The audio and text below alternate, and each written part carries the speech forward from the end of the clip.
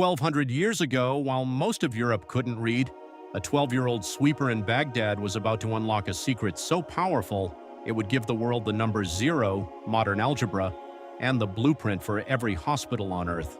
This is his story. The story. The Keeper of Baghdad's Light. In the 9th century, in the city of Baghdad, a boy named Yusuf swept the floors of the House of Wisdom. It was not an ordinary library. Scholars from Persia, India, Greece, and Egypt filled its halls, translating texts into Arabic, arguing over the movements of stars, and mixing powders in search of hidden truths. Yusuf was only 12, the son of a merchant, and his job was humble. But every evening, after the scholars had gone, he lingered among the shelves, tracing his fingers over manuscripts he could not yet read.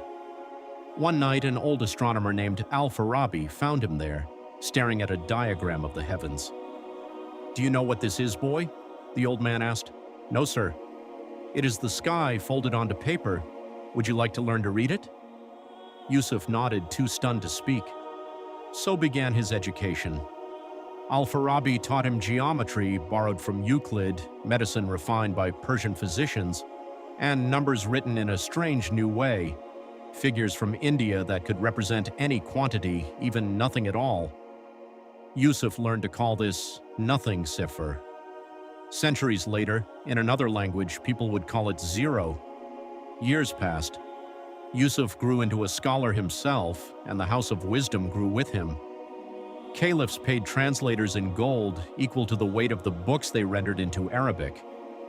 Hospitals were built where physicians like Al-Razi treated the poor for free. Astronomers charted the stars with instruments of brass.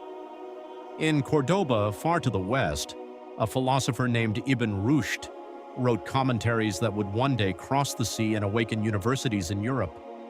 Yusuf, now old himself, once stood before a young apprentice, a girl, for by then some households taught daughters too. "Why gather so much knowledge from so many peoples?" she asked. Yusuf thought of words he'd heard as a child, that seeking knowledge was a duty upon every believer, and the ink of a scholar was as precious as the blood of a martyr. "Because truth belongs to no single people," he said. "It is ours to gather, refine, and pass on, like light carried hand to hand through a dark room, so no one is left without it." The girl looked at the shelves stretching into shadow and understood.